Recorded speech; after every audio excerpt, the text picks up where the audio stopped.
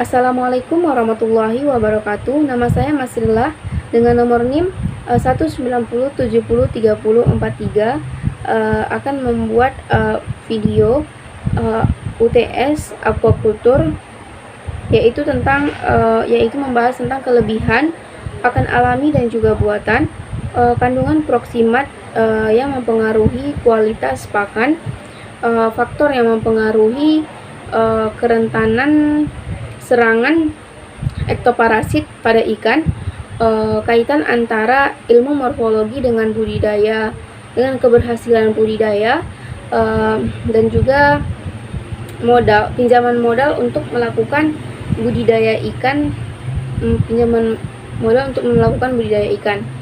Yang pertama kita bahas itu tentang kelebihan dari pakan alami dan juga pakan buatan, dimana pakan alami ini dia itu memiliki harga yang lebih murah dibandingkan dengan pakan buatan. Selain itu, pakan alami ini biasanya dia itu lebih mudah dicerna. Dia itu biasanya berupa fitoplankton dan juga zooplankton. Terus pakan alami ini biasanya itu mudah dicerna. Terus nilai gizinya itu lebih lengkap.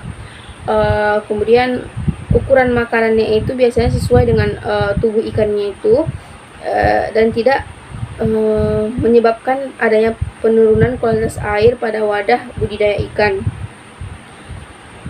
Selanjutnya, tingkat pencemaran terhadap air kulturnya akan lebih rendah daripada menggunakan pakan buatan.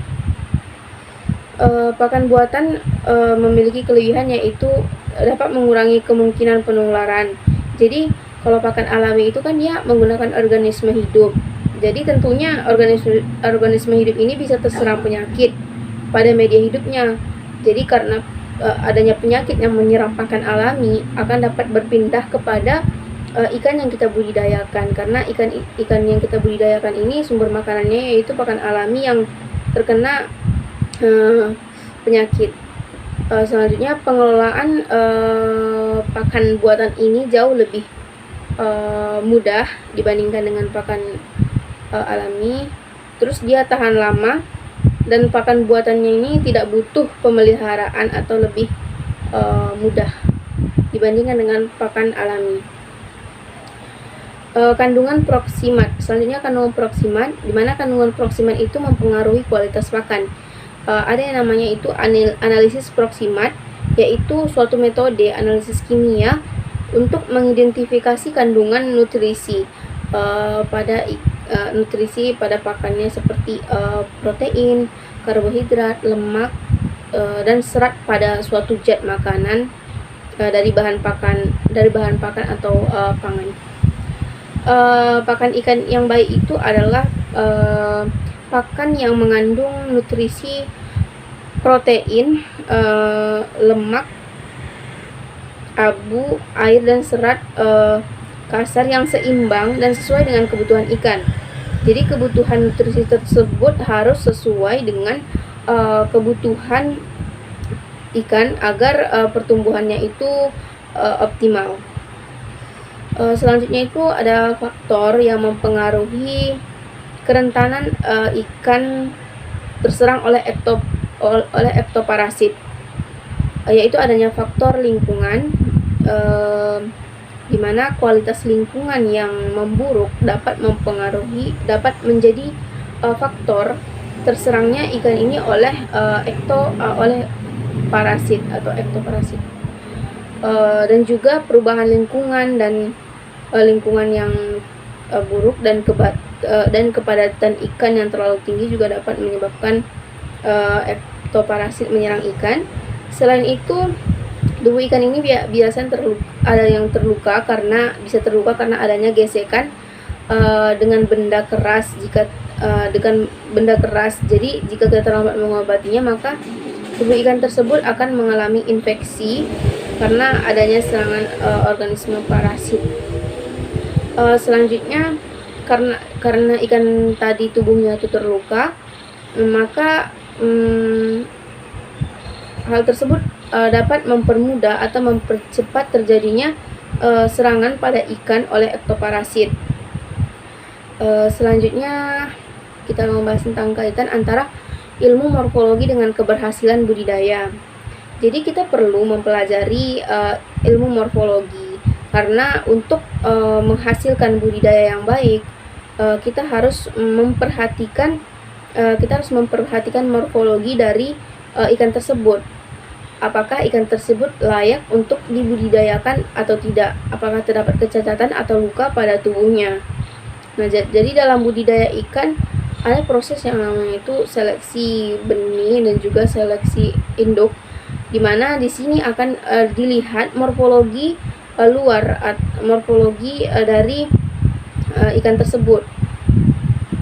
Jadi diseleksi terlebih dahulu sebelum dibudidayakan. Dilihat apakah terdapat cacat pada ikan tersebut, misalnya seperti luka di bagian siripnya, atau kurangnya kumis atau patil pada ikan. Terus terdapat luka di bagian permukaan tubuh lainnya.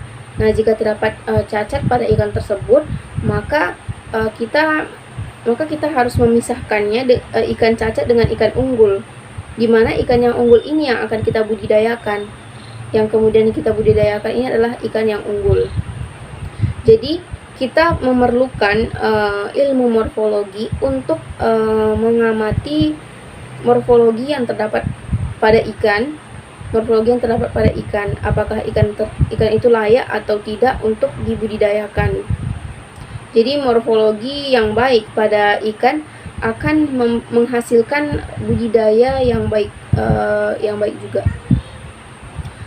Selanjutnya ada modal. Jika diberikan modal, karena ini membutuhkan waktu yang singkat atau memiliki jangka waktu tertentu, maka saya memilih untuk membudidayakan ikan lele karena ikan lele ini membutuhkan modal yang lebih murah dan tidak banyak, dan juga menjanjikan keuntungan.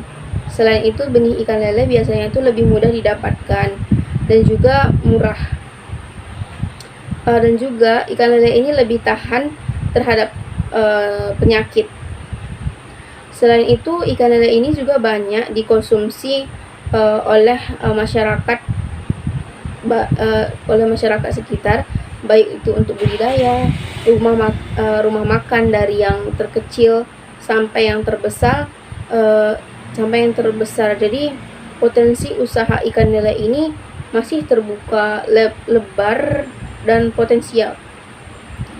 Karena banyaknya permintaan pasar terhadap ikan lele, maka saya lebih memilih untuk membudidayakan ikan lele.